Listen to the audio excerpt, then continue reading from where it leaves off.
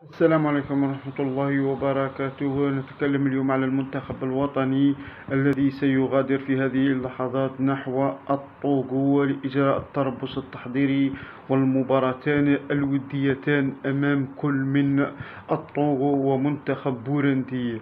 المنتخب الوطني سيغادر إلى الطوغو ب25 لاعب فقط، لأن هناك لاعب أصيب وهو أمين غويري الذي أصيب، وبذلك لن يلعب كأس إفريقيا رسميا. غويري ما راحش يلعب كأس إفريقيا للأسف.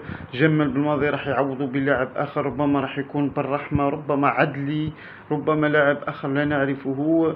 بذلك أمين غويري لن يلعب كأس إفريقيا، ونتمنى له الشفاء من الإصابة، ونتمنى رحلة موفقة لمنتخبنا الوطني نحو الطوغو والوصول بسلام إن شاء الله، والتحضير في ظروف جيدة قبل التنقل إلى كوت ديفوار وبدء كأس إفريقيا.